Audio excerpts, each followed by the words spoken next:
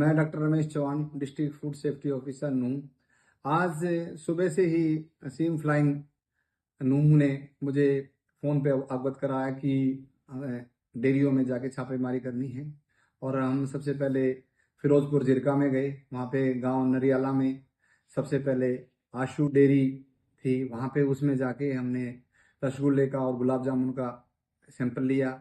उसके बाद साथ में ही एक मुनफेद की डेयरी थी, उसमें बड़े गंदे तरीके से पनीर बनाया जा रहा था। हमने बड़ा अनहाइजीनिक तरीके से वहाँ पे दूध मिला, वो दूध का और पनीर का सैंपल लिया।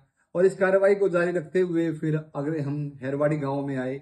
वहाँ पे भी एक बिना लाइसेंस की एक डेयरी चल रही थी।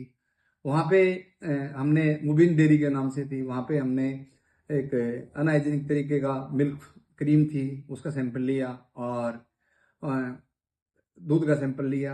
उसके पास भी लाइसेंस नहीं था, फूड सेफ्टी का लाइसेंस नहीं था। हमने उनको उचित कार्रवाई के लिए अब उच्च अधिकारी को लिख रहे हैं। और उसके बाद जिन डेयरीज के पास लाइसेंस नहीं है, हम उनको नोटिस दे रहे हैं कि भाई आप जब तक पनीर और अन्य चीज़ें ना बनाएं, जब तक आप लाइसेंस नहीं ले लेते हैं। और इन्हीं रिपोर्ट्स अभी सभी सैंपल्स को हम अभी करनाल लैब्स में भेज रहे हैं, और जो जैसा भी वहाँ से रिपोर्ट आएगी उस पर कार्रवाई की जाएगी। पिछले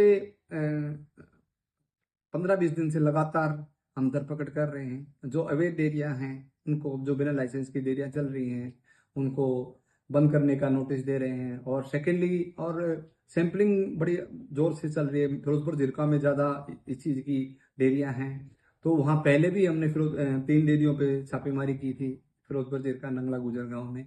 और आज फिर उसी एरिया में की है। और अब कंटिन्यू फरवरी में हम लगातार छापेमारी करेंगे। और क्या केस करवाई है? एफआई हमारे, हम जो भी कार्रवाई करते हैं एफएसएस एक्ट के, हमारा जो फूड सेफ्टी एक्ट है उसके अंतर्गत कार्य करते हैं।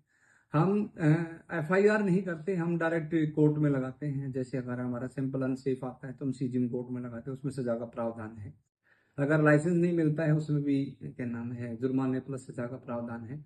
तो वो हम कर रहे हैं। और आगे आगे डेयरियों को हम नोटिस भी दे रहे हैं, भाई बिना लाइसेंस अगर आप चलाते पाओगे तो ये इलीगल एक्टिविटीज होगी, उस पर कार्रवाई की जाएगी। हमारा एफएसएसआई ही लाइसेंस देती है, हमारे डेजिग्नेटिंग ऑफिसर हैं, वो अथॉरिटी है उसकी लाइसेंस देने के लिए। अगर रजिस्ट्रेशन है, अगर छोटा व्यापारी है तो उसके लिए, जो 12 लाख से कम का टर्नओवर है उसके लिए तो मैं सक्षम हूँ।